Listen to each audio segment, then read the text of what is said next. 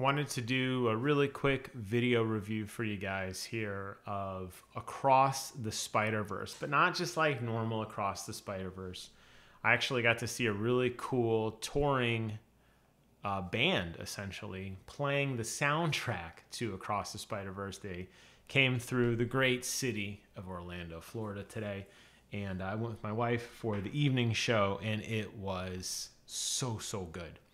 So unfortunately, they don't let you take any photography or video or recordings or anything like that. There are some people who snuck some cameras in around to give you an idea. Live music isn't recorded well. It's never been recorded well, especially from people holding their little cell phones out in the concerts or trying to record things. It's just not the same. The spectacle and the sound and the emotion that's conveyed that you lose through the recording just doesn't do it justice. So if you want to look around, I'm sure you could find other people who did record that kind of stuff, but I didn't do any of it. All I did was just take a couple still photos of the setup, mostly from my recollection. But the way it was set up, giant screen up on the stage, and then down in the front, there was a bunch of musicians with an orchestra conductor. I saw a couple different really cool instrument setups. They had one guy playing a set of these massive drums. I mean, like those big, like Hawaiian drums, but like wider than a hula hoop with his hands. They had another guy playing a smaller set of drums with a xylophone, and then he had another drum behind him. There was an electric guitarist who was sitting there. It was a lot of fun next to a guy with a harp. There's a couple horns, and then there was a scratch DJ. So, you know, the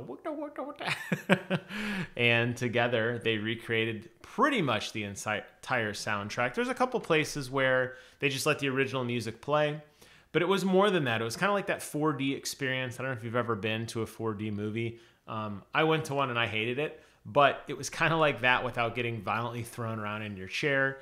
While the band was playing, all the lights in the background were kind of mood lighting, which matched to the scene. So if it was a darker scene, the lights were more along the lines of like purples and blues. And then during some of the future scenes, particularly where Miles is being chased by all of the different Spider-Men, there's a lot of reds and oranges. So you'd have a lot of reds and oranges kind of around the perimeter.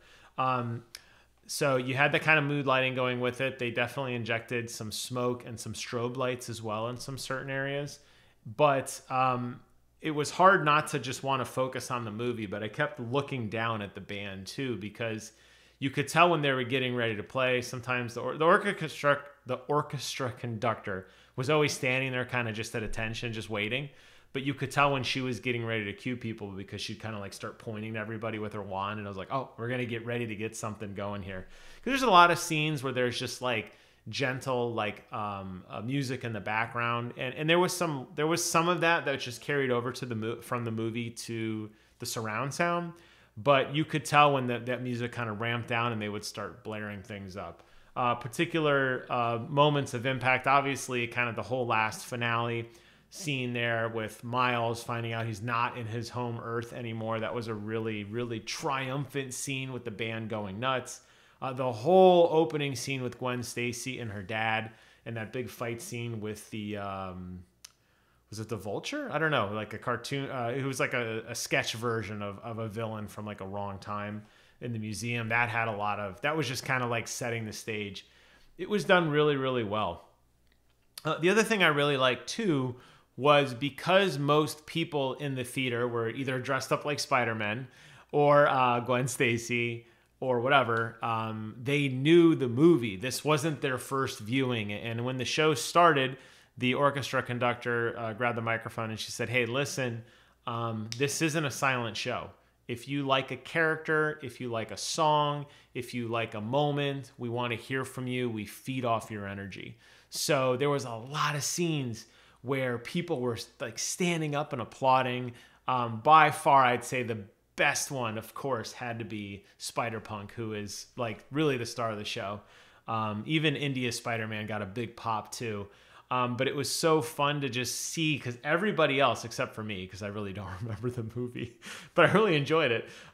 Everybody knew when something was going to happen. So everybody would stand up, and it was this triumphant moment where everybody was like getting ready for something. You could tell there was a lot of oohs and ahs and cheering, and hissing and clapping with the audience. And that was insanely interactive just in of itself.